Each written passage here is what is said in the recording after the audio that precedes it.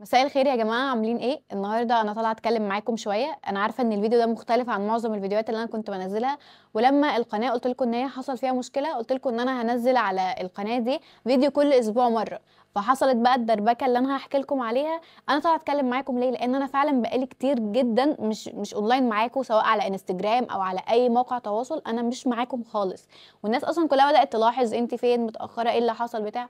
فانا قلت ان انا اطلع اتكلم معاكم شويه، وعشان تبقوا عارفين القعده اللي انا قاعداها دي مسببه لي وجع. يعني القعده دي اصلا الوحيده ان انا طالعه وبتكلم معاكم دي اصلا مسببه لي وجع رهيب، انا مش عايزه اقول لكم عليه. فانا هحكي لكم النهارده ايه اللي حصل عشان بس تعرفوا. انا عامله لكم الفيديو ده علشان تعرفوا ان غصب عني ان انا مش قادره ان انا اصور او مش قادره ان انا انزل لكم فيديوهات. بصوا، الموضوع بدأ لما قناتي حصل فيها مشكله، اللي هي القناه اللي انا منزله لكم عليها الفيديو ده. القناه حصل فيها مشكله، وانا قلت لكم ان انا مش هنزل عليها فيديوهات باستمرار، هنزل كل اسبوع على الاقل عشان بس تبقوا فاكريني. بعد ما قناتي اتقفلت باسبوع، الموضوع اصلا معايا من سنه فاتت. انا من سنه انا كنت بعاني. والناس اللي عارفه روان من زمان عارفه ان روان ما كانتش كده. روان كانت على طول كويسه، على طول بتبقى اونلاين مع الناس. انا بقالي سنه بالظبط انا ولا بعرف اكل ولا بعرف اشرب ولا بعرف اعمل اي حاجه. دايما دايخه، ووزني بينزل بطريقه صعبه. في الاول انا ما كنتش اعرف دي ايه، يعني انا في الاول ما كنتش اعرف دي، انا كنت فاكره ان هي قله اكل مثلا، ما كنتش باكل كويس. والناس اصلا من زمان عارفه ان انا اكلي قليل، بس ما كانش بالطريقه دي. فهو الموضوع حصل من سنه ان انا بدات بقى اكلي يقل خالص، شهيتي تتقفل خالص عن الاكل. مش عارف اكل، مش عارف اشرب، مش عارف اعمل اي حاجه. واهملت سنه بحالها ما كنتش اعرف اي حاجه، وكنت بشتغل وبصور. مع ان الموضوع كان فيه كمان يعني ان انا كنت برجع وكده معظم الاكل اللي انا كنت باكله. بس انا بالنسبه لي ما كنتش حاطه حاجه في دماغي، يعني انا كنت فاكره ان هو عادي، حاجه عاديه. بس لما لقيت وزني نزل جامد قلت لا، ده كده في حاجه. وخدت مامتي وخدت اخواتي ورحنا عشان اكشف، رحت الدكتور هنا علشان اكشف. المهم رحت الدكتور، شكت ان انا كذا، عندي كذا حاجه كده. هي عملت لي سونار وشكت ان انا عندي كذا حاجه. انا طول الوقت ده انا عارفه ان انا مفيش عندي حاجه. انا واثقه ان انا مفيش عندي اي حاجه. انا رايحه اطمن ماما بس واقول لها ان ايه مفيش اي حاجه، وهروح اطمنك وخلاص. بس الصدمه بقى كلها كانت عند الدكتور. ادتني كذا تحاليل وعملت التحاليل، وطول برضو المده دي ما كنتش عارفه اكل. تحاليل كتير قوي، انا جايبها لكم عشان تشوفوها. بصوا، يعني تحاليل كتير جدا. بصوا دي الروشته اهي. بصوا قد ايه حاجات كتيره قوي يا جماعه. يعني انا مش عارفه اطلعها اصلا. بصوا، ورق كتير والحاجات كتير قوي. يعني دي الروشتات اللي انا كنت بعمل بيها عند الدكتور. ودي طبعا التحاليل اللي انا حللتها. بصوا يا جماعه، انا صورت لكم التحاليل من على قريب اهو عشان تشوفوها. يعني بصوا التحاليل اصلا قد ايه. التحاليل كتير جدا. الناس بقى اللي بتفهم في التحاليل وكده هيعرفوا التحاليل دي ايه. دي تحاليل حاجه اسمها حمى البحر، وتحاليل قولون، وتحاليل. بصوا حاجات كتير قوي اهي. كل دي تحاليل. انا بعد ما وريت لكم كل التحاليل، انا برضو طول المده دي انا كنت فاكره ان مفيش عندي حاجه. التحاليل قعدت تقريبا 4 ايام، والاربع ايام دول بقى انا ما كنتش عارفه اكل خالص، ما كنتش عارفه اكل خالص. انا برضو لحد دلوقتي شاكه ان كان في حاجه، بس ما اعرفش ان هي تبقى بالطريقه دي. رحنا نجيب التحاليل. ايه بقى اللي حصل؟ اكتشفت ان انا عندي الحديد، مفيش حديد نهائي. دي بس الحاجات البسيطه. الحديد، الفيتامينات مفيش فيتامينات، فيتامين بي 12 مفيش برضو فيتامينات. وعندي التهاب جامد قوي في معدتي. والاكبر بقى جرثومه المعده. انا يا جماعه ما كنتش اعرف يعني ايه جرثومه معده. انا طول عمري عايشه باكل كل حاجه بس اكلتي خفيفه. ما كنتش اعرف يعني ايه جرثومه معده، انا ما اعرفش يعني ايه جرثومه معده. فلما الدكتور قالت لي انت عندك جرثومه وكده، قلت لها يعني ايه جرثومه؟ ايه الجرثومه دي؟ قالت لي ان دي حاجه بتعيش في البطن، بتاكل اكلك، هي اللي عامله لك عدم الشهيه، هي اللي بتنزل لك وزنك، هي اللي مبهدلاكي بقالها سنه. عرفت بقى دلوقتي ان الجرثومه دي عايشه معايا بقالها سنه، وانا كنت حاسه ان انا تعبانه بس ما اعرفش يعني ايه جرثومه. فهي لما الدكتور قالت لي انا انصدمت، يعني قلت لها بجد دي اللي عندي؟ قالت لي اه دي اللي عندك. هنعالج الاول الجرثومه. وانا كل ده بقى فاكره ان هي حاجه عاديه، يعني هاخد لها كام علاج وخلاص الموضوع هينتهي يعني. بس اللي بعد كده بقى هو الصعب كله.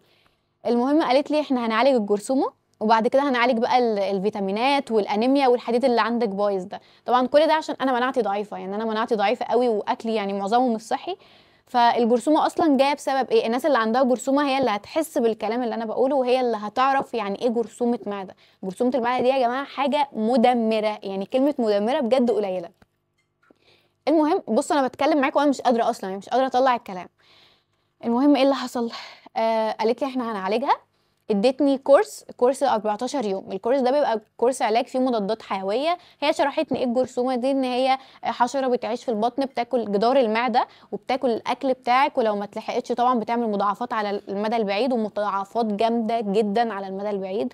فدي كانت بالنسبه لي كانت صدمه، دي بالنسبه لي كانت صدمه.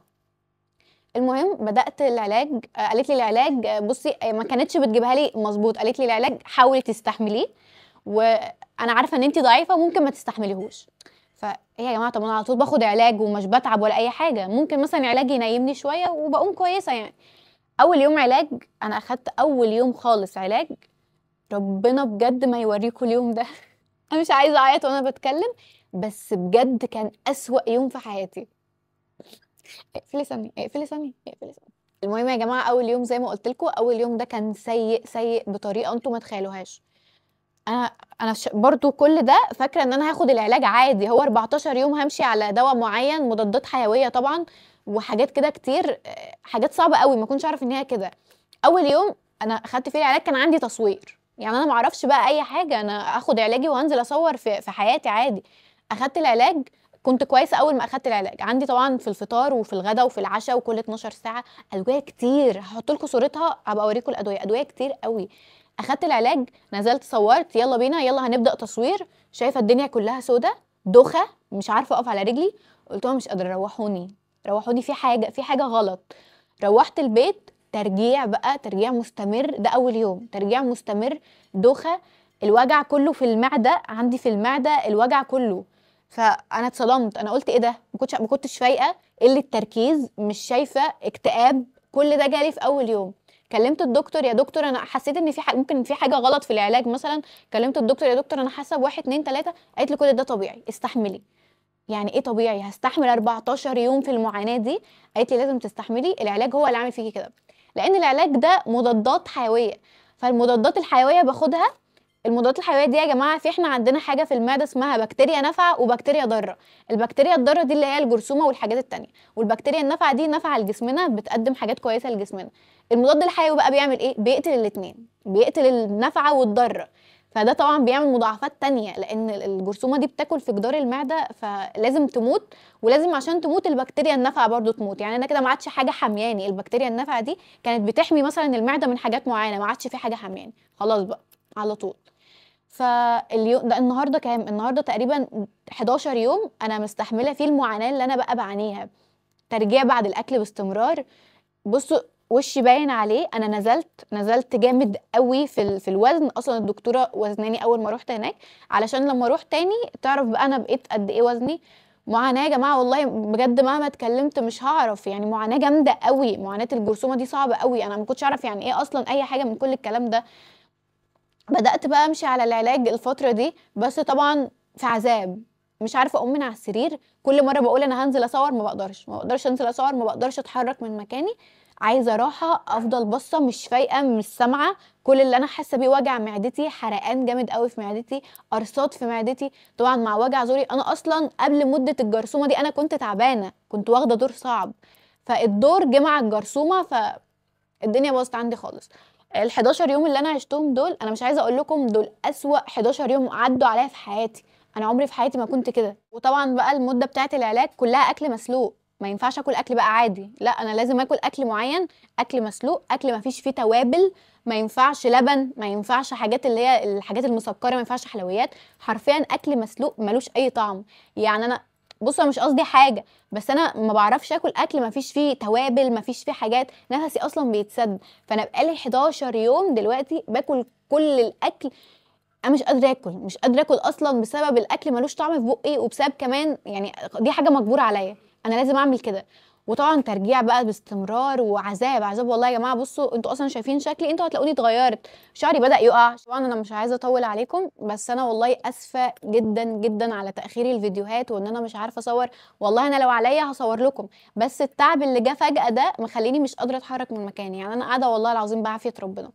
اللي هيحصل دلوقتي ان 14 يوم اللي هو لسه 3 ايام، وهروح بقى للدكتور، هستنى اسبوعين وهعمل تحليل جرثومه تاني عشان اشوف بقى الجرثومه خملت ولا لسه موجوده ولا ايه.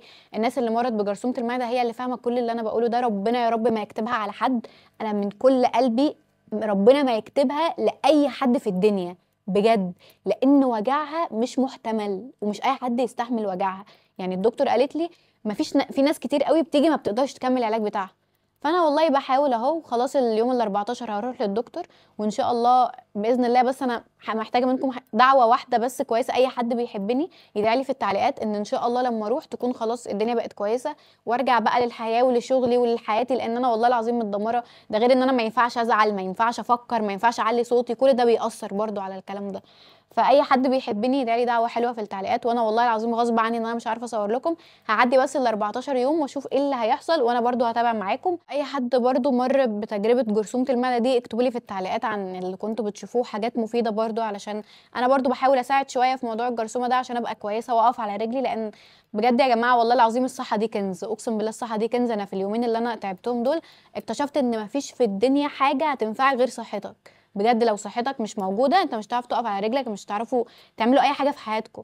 فالحمد لله وانا راضيه بحكم ربنا، وعارفه ان ده اختبار وربنا عمره ما هيزعلني، عشان والله العظيم ربنا اصلا عمره ما زعلني. انا عارفه، انا عارفه ان ربنا اي حاجه بيعملها عشان حاجه تانية وعشان ابقى كويسه. فبس انا قلت بس اطلع اقول لكم الكلمتين دول، واي حد بيحبني يدعي لي، وانا برضو هتابع معاكم باستمرار. وان شاء الله اول ما اخف هعمل لكم الفيديوهات اللي انتوا كنتوا بتحبوها. بس كده، باي.